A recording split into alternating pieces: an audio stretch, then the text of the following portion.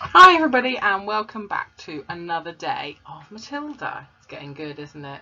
I wonder which characters we're going to meet today.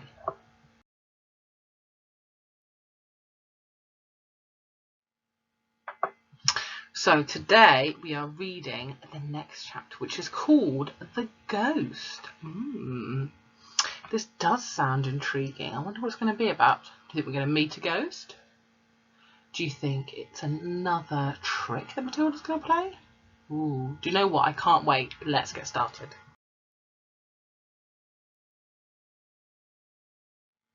The Ghost.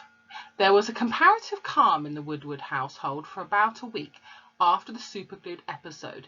The experience had clearly chastened Mr. Woodward, and he seemed temporarily to have lost his taste for boasting and bullying. Ooh, so maybe it did work for a little while. Then, suddenly, he struck again. Perhaps he'd had a bad day at the garage, and they had not sold enough crummy second-hand cars. There were many things that make a man irritable, which means angry, when he arrives home from work in the evening, and a sensible wife will usually notice the storm signals and will leave him alone till he simmers down. So what that means is that they're saying that sometimes when people get home from work, they can be really angry, and there's it said it in the book here, storm signals. So that is basically signals that show you someone's in a bad mood. So they might stomp their feet really hard. They might slam the door. They might, when they come in, they might not say good evening or good afternoon. They might be really quiet. So everyone has different signals. And what they're saying is usually someone might notice, oh, they've just slammed the door, oh, in a bad mood. Okay, I'll wait for them to calm down. So that's what they're saying. When Mr. Wormwood arrived back from the garage that evening, his face was as dark as thunder, a thundercloud. So thunderclouds, and we know that because there's been a lot of thunder and lightning at the moment. They're really dark and grey, aren't they? And someone was clearly for the high jump pretty soon. His wife recognised the signs immediately and made herself scarce. So it means that when he came home, she noticed and she was like, "Ooh, I'm gonna leave him alone." So she made herself, she left him alone. Where was I? Then he strode into the living room. Matilda happened to be curled up in the armchair in the corner, totally absorbed in a book. So she was really interested in her book. Mr. Wormwood switched on the television. The screen lit up. The programme blared. It was really loud. Mr. Wormwood glared at Matilda. She hadn't moved. She had somehow trained herself now to block her ears to ghastly sound of the dreaded box. She kept right on reading for some reason. This infuriated her father. So there she is. She sat there. She's learned to block out the sound of the television, so she's just sat there reading. But the fact that she's still reading and she hasn't paid attention to him has really infuriated him. It means he's really mad, cross and angry. Perhaps his anger was intensified because he saw her getting pleasure from something which was beyond his reach. So you look at the picture now. He's snatching the book off her, and if you look at his face, look, even here, he's got a fist. When someone makes a fist, it means they are really angry. "Do you ever stop reading?" he snapped at her. "Oh, hello, Daddy," she said pleasantly. "Did you have a good day?" "What's this trash?" he said, snatching the book from her hands. So now we saw from the picture he's cross, but he snatched the book from her, which would mean that he is very, very angry. Matilda's been nice and she said, "Oh, hello, Daddy." She's been really pleasant, but he snapped at her and he snatched the book. So he's in a really, really cross mood. Wonder what could have caused that. Let's see if we find out on the next page.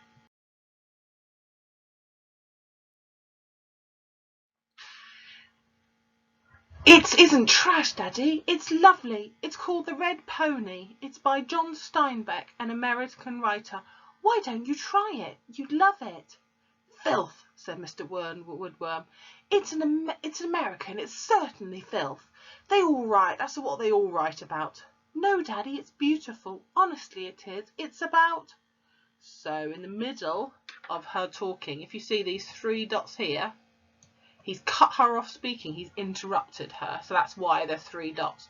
She was about to carry on, but he stopped her.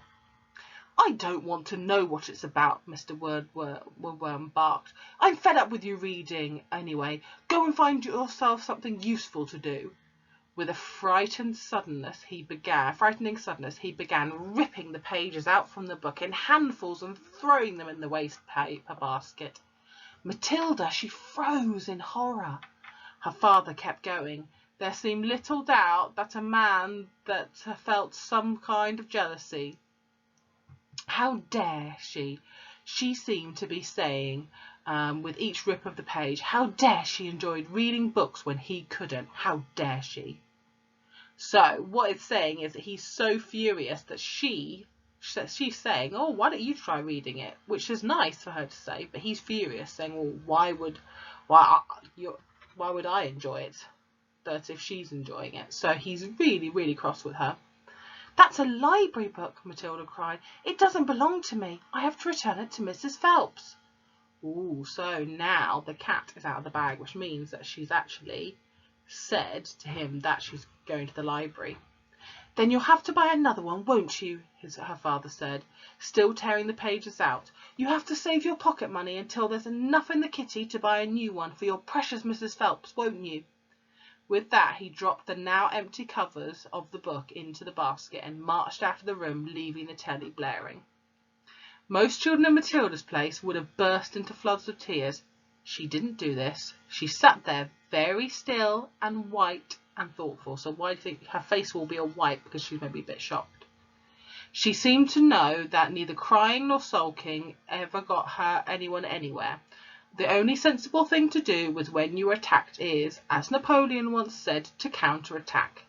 Matilda's wonderful subtle mind was already working, devising yet another suitable punishment for her poisonous parent. The plan was now beginning to hatch in her mind, depended, however, on whether or not Fred's parrot was really a good talker, as Fred made out.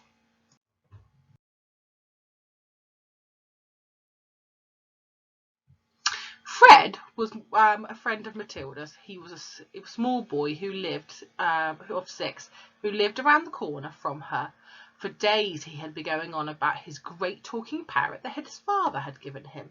So the following afternoon, as soon as his Mrs. Woodworm had departed in her car for another session of bingo, Matilda set out to Fred's house to investigate. She knocked on his door and asked if he would be kind enough to show her his famous bird. Fred was delighted and led her up to his bedroom, where the truly magnificent blue and yellow parrot sat in a tall cage. There it is, said Fred. Its name's Chopper. Make it talk, Matilda said. You can't make it talk, said Fred. You have to be patient. It will talk when it feels like it. They hung around waiting. Suddenly the parrot said, hello, hello, hello. It was exactly like a human's voice, Matilda said. That's amazing. What else can it say? Rattle my bones, the parrot said, giving a wonderful imitation of a spooky voice. Rattle my bones. He's always saying that, Fred told her. What else can he say? Matilda asked. That's about it. But it's pretty marvellous, don't you think? It's fabulous, Matilda said. Will you lend him to me just for one night? No, Fred said. Certainly not. I'll give you my next week's pocket money, Matilda said. That was different. Fred thought about that for a few seconds. All right then, he said, but you must promise you must return him to me tomorrow. Matilda staggered back to her own empty house, carrying the tall cage in both hands. There was a large fireplace in the dining room, where she now set about wedging the cage up the chimney out of sight. This wasn't so easy, but she managed it in the end.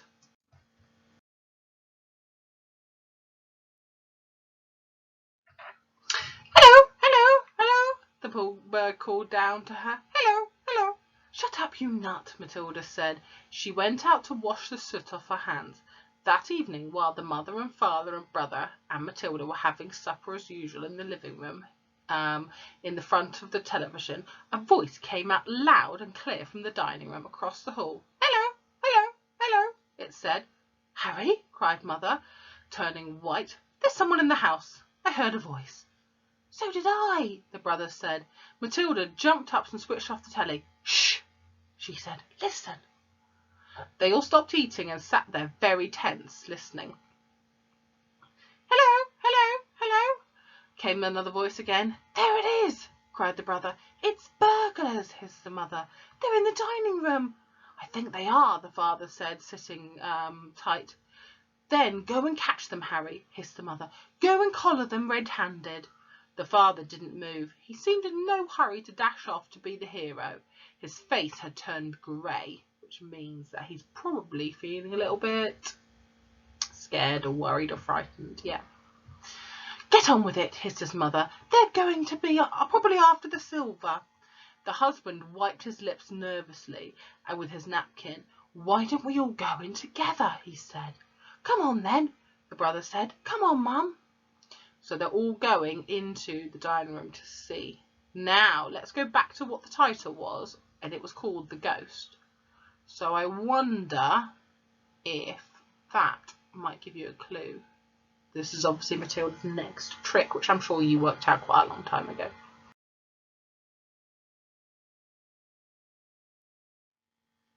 They're definitely in the dining room, Matilda whispered. I'm sure they are. The mother grabbed a poker from the fireplace. The father took a golf club that was standing in the corner. The brother seized a table lamp, ripping the plug from its socket. Matilda took the knife that she had been eating with. All four of them crept towards the dining room. The father kept well behind the others. So normally in this situation, the children wouldn't go in first. It would be the parents. But look, the dad is right back here, and he's even letting the children go in first. Hello, hello, hello, came the voice again. Come on, Matilda cried. She burst into the room, brandishing her knife. Stick 'em up, she yelled. We've caught you. The others followed her, waving their weapons. They stopped. They stared around the room. There was no one there, said her father, greatly oh, there's no one here, said the father, greatly relieved. I heard him, Harry, the mother shrieked, still quacking. I distantly heard a voice. So did you. I'm certain I heard him, Matilda cried. He's in here somewhere. She began searching behind the sofa and behind the curtains. Then came the voice again, soft and spooky this time. Rattle my bones, it said. Rattle my bones. So how do you think they're feeling now? They can hear somebody, they don't know where it is, and now the voice has suddenly said, rattle my bones, which is something you would associate with something scary. I think they're feeling probably quite scared and frightened. They all jumped, including Matilda, who was a pretty good actress. Remember, she knows. They stared around the room. There was still no one there. Is it a ghost? Matilda said. Heaven help us, Mother cried, clutching her husband around the neck. I know it's a ghost, Matilda said. I've heard it here before. This room is haunted. I thought you knew that. Save us, the mother screamed, almost throttling her husband. I'm getting out of here, the father said, greyer than ever now. They all fled, slamming the door behind them. The next afternoon, Matilda managed to get the rather sooty and grumpy parrot down from the chimney and out of the house without being seen. She carried it back through the back door and ran all the way to Fred's house. Did it behave itself? Fred asked her. We had a lovely time with it, Matilda said. My parents adored it. So that's the end of our chapter today. And what an exciting chapter it was. So Matilda really is a bit of a trickster, isn't she? So she's got her dad back for breaking and ripping up the book by pretending there was a ghost in the house.